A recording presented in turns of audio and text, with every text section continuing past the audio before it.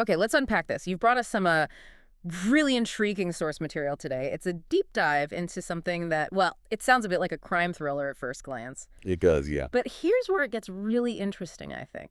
It's not just about a bank robbery, is it? It's about the very specific language, the meticulous planning that actually went into it. Indeed. And what's fascinating here, for me anyway, is how these sources, which were maybe initially presented as just a language lesson, they actually reveal this detailed blueprint. A blueprint. Yeah, for real life and crucially nonviolent bank robbery. Mhm. It really highlights how, precise vocabulary and strategic communication were absolutely central to the success of this audacious, almost subtle operation. Right, subtle. So our mission today is basically to extract the most important nuggets of knowledge from these transcripts. We want to focus on how these sort of common English phrases and words become critical tools. In a very extraordinary context. Yeah. Exactly. Providing you, the listener, with kind of shortcut to understanding the nuances of planning and execution, all through this, well, captivating true story will guide you through the core vocabulary, the key phrases used in planning this incredibly clever scheme. And then comes the twist. And then, yeah, we'll reveal how this seemingly fictional dialogue was actually based on real events, which is pretty mind-blowing. It really is. So, okay, let's dive into the core of the plan as it's laid out in our sources.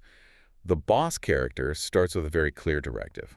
Yeah. He says, I've carefully mapped this out, so don't screw it up, Mr. Rabbit. Ah, Mr. Rabbit. Okay. Right. You and Mr. Fogg will go into the bank wearing these uniforms. We've managed to get replicas of the one the guards wear for when they pick up the money. Got it. Straightforward enough.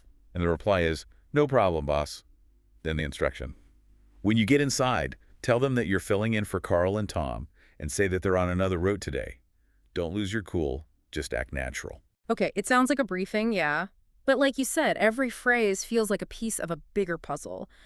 When the boss says, I've carefully mapped this out, just that phrase alone, what does that really tell us about the preparation involved here? Well, it immediately screams meticulous planning, doesn't it? Step by step. It's not just some vague idea.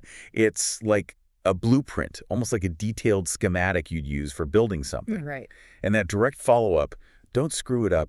I mean, it's informal, sure, but it just underscores the absolute precision needed. There's zero room for error, for improvisation. Every detail is accounted for. Any deviation could just Unravel the whole thing. exactly unravel the whole thing. And then the mention of replicas of the uniforms, that's not just about, playing dress up, is it? There's more to it. Oh, not at all. Yeah. Using replicas, it wasn't just about looking similar. It was about achieving immediate, unchallenged legitimacy. The idea was these copies were so perfect. Believable. Totally believable. They instantly confirmed the imposter's assumed identity. It creates this critical blind spot for the bank staff, just leveraging that visual expectation of routine. Oh, the guards are here. Which sets up the next bit of misdirection perfectly. When you get inside, tell them that you're filling in for Carl and Tom. Say they're on another route today. Don't lose your cool, just act natural. That phrase, filling in, it's so simple, but how does it work? It's magic here. Filling in is just, well, it's a masterstroke of misdirection, really. Mm-hmm. It immediately gives this air of routine, of normal internal process. It bypasses that first layer of suspicion almost automatically. Because it sounds normal. Exactly. It's designed to make something extraordinary seem utterly mundane. Yeah. It basically uses the bank's own internal logic against them. And adding on another route today, that just builds this believable, completely unthreatening story for the staff. And of course, the instruction, don't lose your cool, keeping up that veneer of normalcy is just paramount. Okay, but what if someone did get suspicious? What if the bank staff felt something was off, maybe wanted to call and check? The sources actually cover this, don't they? The boss had a plan. Oh yeah, they thought of that. The dialogue goes, what if they want to call and confirm? And the boss says, you let him? Let him! That seems risky. Well, the accomplice thinks so too, says, what? Mm. But the boss explains, don't worry, we have the phones tapped, so the call will be patched through to me and I'll pretend to be the transport company. Wow. And the accomplice replies, you're so clever, boss. This just takes the deception to a whole other level, using familiar tech, familiar processes. So those phrases, tapped phones and patched through, they're not about spying, are they? It's different. No, not in the usual sense. This is where the planning gets really ingenious. Tap phones and patch through here describe this sophisticated diversion. It wasn't about secretly listening in. It was about creating a controlled illusion. A fake loop. Precisely. Diverting any verification attempts straight back to the orchestrator, the boss. By posing as the legitimate transport company, the boss basically neutralized the bank's main safety check, their ability to verify. A very specific, clever manipulation of, common office jargon. And that reaction, "You're so clever, boss!" It really underscores the ingenuity. But, okay, beyond the cleverness, what were the risks? A plan relying so heavily on specific words, controlled communication, that sounds fragile somehow? That's a really good point. I mean, while the plan was brilliant, its vulnerability was right there. It relied totally on precise execution. Yeah. No unexpected hiccups allowed. Right. Any misspoken word, any genuine suspicion from someone sharp, maybe an unexpected question they hadn't prepped for, that could shatter the whole illusion instantly.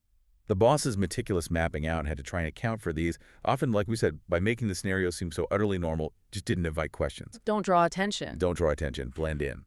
And then there's one final warning the sources highlight from the boss. Only take as much money as you can fit in these bags. Don't get greedy. This isn't just a moral point, is it? No, not at all. It's cold, calculated risk assessment. That warning, don't get greedy, it isn't about ethics. It's purely about maintaining operational security. How so? Any deviation from the plan's scope, taking way more than planned, struggling with too many bags, drawing attention physically that could break the illusion of routine just as easily as saying the wrong thing, it would expose the whole operation. Yeah. It's just another testament to how comprehensive the planning really was, every angle considered. Okay, so we've walked through the language. Now here's where it gets truly astonishing, especially for you listening. While this dialogue, it sounds like maybe a fictional script, maybe something for a movie, or just a clever language exercise. Yeah. Our sources revealed that this bank robbery, with all this specific language, this detailed planning, it's actually based on a real-life event. That's right. This wasn't some Hollywood fantasy sequence. This was a very creative and, importantly, completely nonviolent way of robbing a bank. The perpetrators really did go into the bank dressed as security guards, the kind who transport money. With replica credentials and uniforms? Exactly. They had everything. They simply walked in, told their story, took bags of money out to their van or truck, and just drove off. And the truly astonishing part, the bank didn't even realize they'd been robbed. Not for hours. Yeah, the sources say 3 or 4 hours passed before anyone caught on. They genuinely thought it was just a routine pickup by substitute cards. Until the real security guards showed up later, only to find the money was already gone. And the perpetrators. Never found. Vanished.